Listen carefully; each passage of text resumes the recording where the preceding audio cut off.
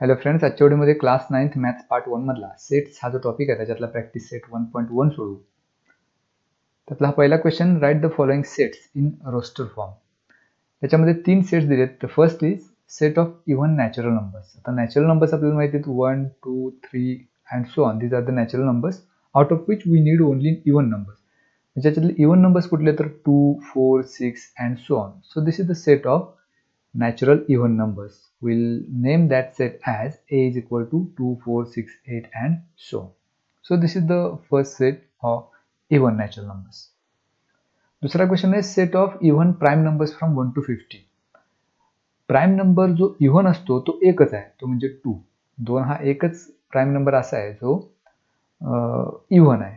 So 1 to 50 काय, 1 to 100 काय, कितीही असू देत, प्राइम नंबर जो इव्हन असेल तो एकच असणार आहे 2. So in this set we have only one element, that's 2. We'll name that set as B. तिसरा आहे set of negative integers. So we'll name that set as C, that is equal to -1, -2, -3 and so on. कारण झिरोच्या पुढे आपण जाऊ शकत नाही, कारण झिरो त्याला कुठलंच साईन नसतं. त्याच्या पुढे 1, 2, 3 हे सगळे पॉझिटिव्ह इंटिजर्स आहेत. त्यामुळे this is the set of negative integers. And the last is 7 basic sounds of sargam. सरगम मधले 7 स्वर जे आहेत त्याला आपण सेट डी असं नाव देऊया. ते जे 7 स्वर आहेत ते सा, रे, ग, म, प, ध, नी. तर हे ते 7 स्वर. So this is the set of 7 basic sounds of सरगम. तर हा झाला पहिला प्रश्न. Second question is right the following symbolic statements in words. त्यातला पहिला असा आहे 4/3 बिलॉंग्स टू क्यू. तर याचा अर्थ वर्ड्समध्ये लिहायचा आहे.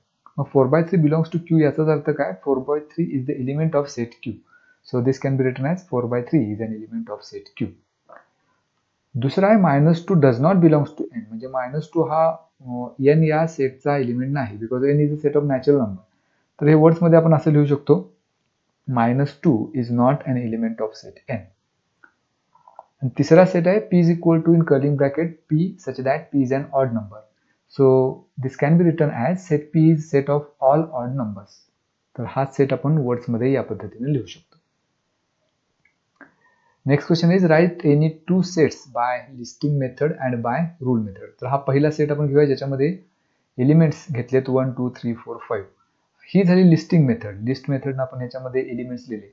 आता हाच सेट जर रूल मेथडनं लिहायचा असेल तर तो आपण असा लिहू शकतो, a that is equal to in curling bracket. हे जे नंबर्स आपण घेतलेत ते कोणत्या प्रॉपर्टीनुसार, ती प्रॉपर्टी पहिल्यांदा लिहायची. म्हणजे x in curling bracket x such that x belongs to n. म्हणजे ते नॅचरल नंबर्स पाहिजेत, पण कसे पाहिजेत तर 6 पेक्षा लहान. 6 पेक्षा लहान असे हे 5च नॅचरल नंबर्स मिळतील. त्यामुळे हा सेम सेट आपण या रूल मेथडनं असा लिहू शकतो. So this is the first example. We have another one. त्या सेट बी मध्ये आपण हे 4 एलिमेंट्स घेऊया, 5, 10, 15, 20. हा लिस्ट मेथडने लिहिलेला सेट. तर हाच जर रूल मेथडने लिहायचा असेल तर यांच्यामधली प्रॉपर्टी काय आहे तर ती आपल्याला डिस्क्राईब करावं लागेल. That is B equal to in curling bracket X such that X is multiple of 5. म्हणजे 5च्या पटीतली संख्या पाहिजे आणि त्या इनफायनाईट नको आहेत. तर आपल्याला 21 पेक्षा लहान असणाऱ्या 5च्या पटीतल्या संख्या पाहिजेत. तर त्या एवढ्याच मिळतील, 5, 10, 15 and 20. So this is the second example. हे 2च एक्झाम्पल्स आपण लिहिले. अशी बरीचशी एक्झाम्पल्स आपल्याला लिहिता येतील. This is the next question, write the following sets using the listing method. यातला पहिला आपण बघूया. इथं आहे all months in Indian solar year. म्हणजे मराठी वर्षातले 12 महिने हे आपल्याला लिहायचे आहेत. त्या सेटला आपण ए नाव देऊया इन कर्लिंग ब्रॅकेट. हे सगळे जे महिने आहेत ते एलिमेंटच्या फॉर्ममध्ये या सेटमध्ये लिहूया. ते मराठी महिने कोणते तर चैत्र, वैशाख, ज्येष्ठ, आषाढ, श्रावण, भाद्रपद, अश्विन, कार्तिक, मार्गशीर्ष, पौष, माघ आणि फाल्गुन. तर या पद्धतीने आपण हे सगळे एलिमेंट्स लिस्ट करू शकतो. त्यामुळे लिस्टिंग मेथडनं हा पहिला सेट झाला. दुसरा set letters in word complement. Complement या शब्दातली अक्षर. So this set is named as B curling bracket. ही जी लेटर्स आहेत COMPLEMENT हे आपण अशा पद्धतीनं कॉमा करून प्रत्येक लेटर वेगवेगळं दाखवू शकतो. So this is the list method of this set. आता याच्यामध्ये एम हे लेटर डबल आले, त्यामुळे लिस्टिंग मेथडमध्ये घेताना एम डबल घ्यायचं नाही, ते एकदाच घ्यायचं. So this is the second. The third one set of human sensory organs. तर त्या सेटला आपण सी नाव देऊया. सेन्सरी ऑर्गन्स कुठले कुठले आहेत तर nose, eyes, ears, tongue and skin. हे कर्लिंग ब्रॅकेटमध्ये लिहायचे. So this is the third question. Fourth one, set of prime numbers from 1 to 20. 1 ते 20 मधले सगळे प्राईम नंबर्स, त्या सेटला डी नाव देऊया आणि त्या कर्लिंग ब्रॅकेटमध्ये लिहूया 2, 3, 5, 7, 11, 13, 17 and 19. These are the prime numbers from 1 to 20. तर हा पाचवा असा name of continents of the world. जगातले सगळे जे खंड आहेत त्यांची नावं लिहायची. त्या सेटला नाव दिले आपण ई, आणि ते खंड किंवा कॉन्टिनेंट्स कुठले तर Asia, Africa, Europe, Australia, Antarctica, South America and North America. तर हे 7 खंड. हा पुढचा प्रश्न, write following sets using rule method. आता जो सेट दिलाय तो लिस्ट मेथडने आपल्याला दिलाय, तो रूल मेथडमध्ये लिहायचा आहे. मग आता ह्या लिस्ट मेथडमध्ये ए इज इक्वल टू 1, 4, 9, 16 असे सगळे नंबर्स 100 पर्यंत दिलेले आहेत. ह्याच्यामधली कॉमन प्रॉपर्टी आपण शोधायची की हे सगळे जे आहेत ते परफेक्ट स्क्वेअर्स आहेत. मग ह्याच्यावरून आपण तो रूल मेथडने लिहू शकतो. A is equal to in curling bracket X such that X is equal to N square, कारण प्रत्येक ठिकाणी हा स्क्वेअर आहे. मग आता ते एन काय आहे तर कुठलाही नॅचरल नंबर त्याचे सगळे स्क्वेअर्स आहेत. म्हणजे 1 चा स्क्वेअर 1, 2 चा स्क्वेअर 4, 3 चा स्क्वेअर 9, 4 चा 16. अशा पद्धतीनं एन इज इक्वल टू 10, 10 चा square 100.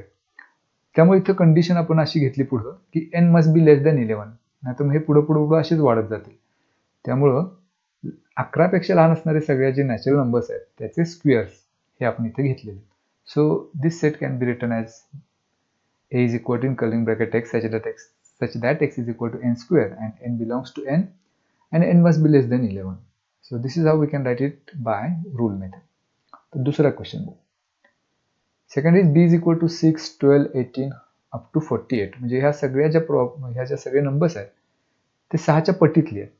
So we can describe this set as b is equal to in curling bracket x such that x is equal to 6n. आणि n म्हणजे काय तर n ही संख्या नॅचरल नंबर घ्यायची आहे which is less than 9. म्हणजे पहिल्यांदा n ची किंमत 1 घ्यायची आणि त्याला 6 ने गुणायचं, म्हणजे 6 × 1 6 मिळेल. दुसऱ्यांदा n ची किंमत 2 घ्यायची, 6 × 2 12. तिसऱ्यांदा 3 घ्यायची, 6 × 3 18. अशा पद्धतीने कुठपर्यंत घ्यायचं, n इज इक्वल टू 8 पर्यंत घेत जायचं. मग 6 × 8 48 मिळेल. 9 आपल्याला घेता येणार नाही कारण कंडिशन आपण अशी दिली की n must be less than 9. तर या पद्धतीने आपण हा सेट रूल मेथडने लिहू शकतो. Next, C is equal to set SMILE. तर ही जी लेटर्स आहेत ते स्माइल या शब्दातले आहेत. त्यामुळे तिथं प्रॉपर्टी आपल्याला अशी लिहिता येईल C is equal to in curling bracket x such that x is a letter in the word smile. Smile या शब्दातली ती अक्षर आहेत. तर पुढचा सेट D आपल्याला असा दिलाय D is equal to in curling bracket Sunday, Monday, Tuesday, Wednesday, Thursday, Friday and Saturday.